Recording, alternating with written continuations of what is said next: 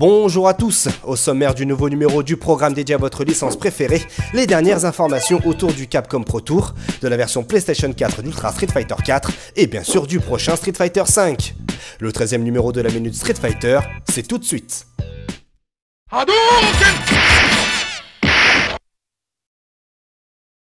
L'événement créé par l'association 3 Hit Combo a rempli pour sa 11e édition à Rennes du 22 au 24 mai 2015.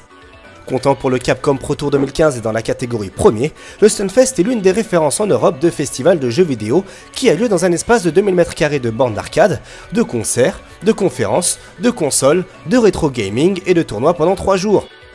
Les jeux de baston les plus populaires du moment et des titres plus anciens ont été une fois de plus proposés pour diverses compétitions dans lesquelles les meilleurs joueurs du globe ont fait le déplacement.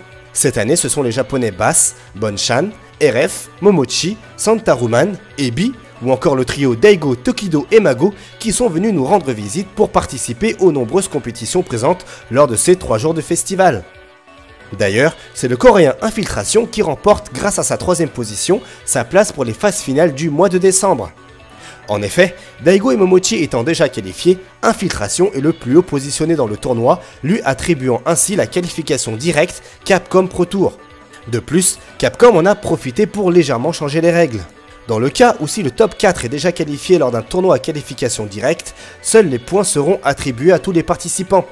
Tout simplement parce qu'à partir de la 5e place, les joueurs sont positionnés par paire, et donc il est impossible de déterminer qui peut être qualifié ou non.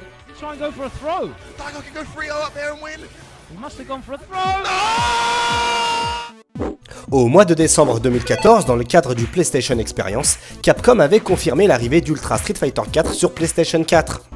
Précisant l'exclusivité Sony, nul doute que le jeu de combat le plus joué du moment ne verra malheureusement jamais le jour sur Xbox One.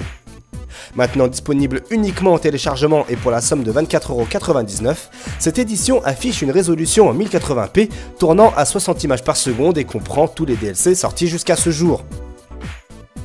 De plus, les développeurs ont intégré au jeu les drivers de Lab Zero permettant au Fight Stick PlayStation 3 d'être compatible avec la version PlayStation 4 d'Ultra Street Fighter 4. Malheureusement, le bilan de cette itération PlayStation 4 est plus que mitigé. Cette adaptation, loin d'être fidèle à celle que l'on connaît sur Xbox ou encore PlayStation 3, comporte son lot de bugs comme les graphismes et les étapes d'animation, du lag ou encore problèmes de son qui dégradent ainsi le confort de jeu. C'est pourquoi Capcom et d'autres organisateurs de tournois ont confirmé que la PlayStation 4 ne sera pas la plateforme standard jusqu'à ce que cette dernière ne soit corrigée et remise au goût du jour. Les organisateurs de l'Evo ont confirmé que même si la version PlayStation 4 était corrigée, leur tournoi ne se déroulerait que sur Xbox 360. D'ailleurs, depuis quelques jours, Sony a mis en ligne une mise à jour automatique qui corrige un grand nombre de problèmes existants dans ce portage. Vous aurez droit par exemple à la correction du lag dans les menus, au retour à la normale de la téléportation de Decapre, quelques problèmes audio remis sur les rails, ainsi que la remise en place de certains éléments graphiques.